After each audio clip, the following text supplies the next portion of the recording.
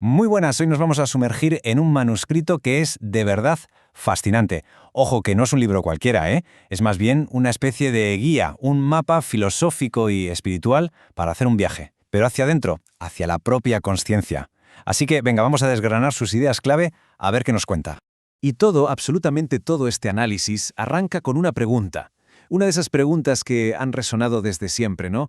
¿Cómo entrar al reino de los cielos? Pero cuidado, el texto no lo enfoca como algo, no sé, teológico o súper lejano, para nada. Lo plantea como un objetivo práctico, un estado del ser al que de hecho se puede acceder. Y toda nuestra exploración de hoy va a girar precisamente en torno a la respuesta que propone. Y fijaos en esto, que es increíble. No estamos viendo un libro impreso, es la caligrafía original del autor. La pregunta que lo empieza todo está ahí, escrita de su puño y letra. Esto le da una autenticidad brutal, porque nos conecta directamente con su propio proceso de pensamiento. Bueno, pues para responder a esa gran pregunta, el texto nos dice que lo primero es entender qué es lo que nos mantiene fuera de ese reino. Y la respuesta es bastante directa. El principal obstáculo es una parte de nuestra mente a la que denomina el ego. Aquí tenemos la definición clave de todo el asunto. El ego, según este texto, no es solo orgullo o vanidad. Es una función muy específica de la mente, la creencia, la convicción de que estamos separados. Separados de los demás, del mundo, de la vida misma. Esta idea de división es, digamos, la piedra angular del ego.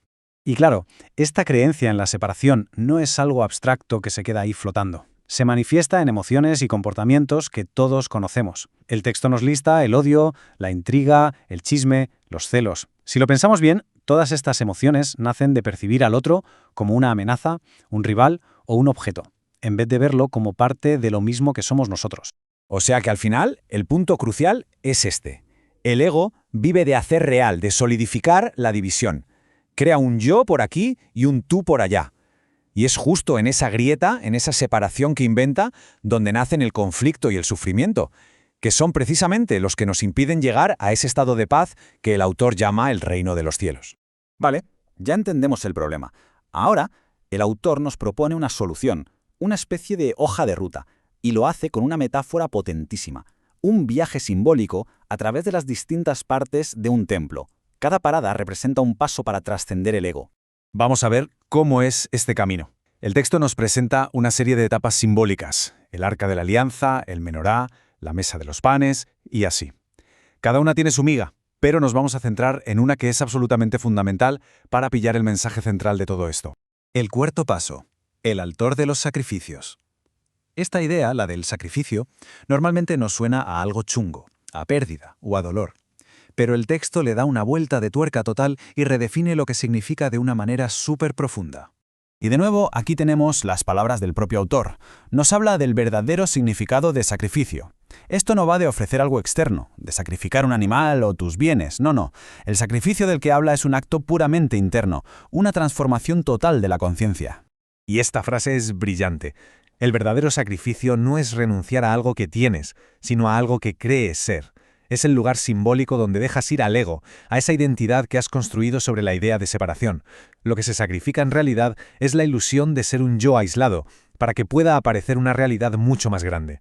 Y una vez que sacrificas el ego en ese altar simbólico, ¿qué pasa? Pues el texto lo describe como un ascenso, un cambio radical de perspectiva, de la mente ordinaria a lo que llama la supraconsciencia o la supermente. Esta tabla lo deja clarísimo. A la izquierda, la mente del ego, que vive en la separación, el juicio, la culpa, reaccionando a todo constantemente. Y a la derecha, la conciencia supramental, que funciona desde la percepción de que todo es uno, desde la paz, la armonía y la capacidad de observar la realidad sin juzgarla tal y como es. Es básicamente un cambio total de sistema operativo mental. Y este nuevo sistema operativo nos lleva a la cima del viaje, la perspectiva de la unidad. Es ese estado en el que la separación que percibía el ego simplemente se disuelve, y lo que se experimenta es una conexión fundamental con absolutamente todo lo que existe. Esta cita es clave. La unidad de la que habla no es algo que se consigue con pactos o acuerdos externos. No se trata de unirnos, sino de darnos cuenta de que ya somos uno. Es una transformación que ocurre por dentro y que te hace sentir parte de un único tejido, una vez que sueltas la identidad del ego.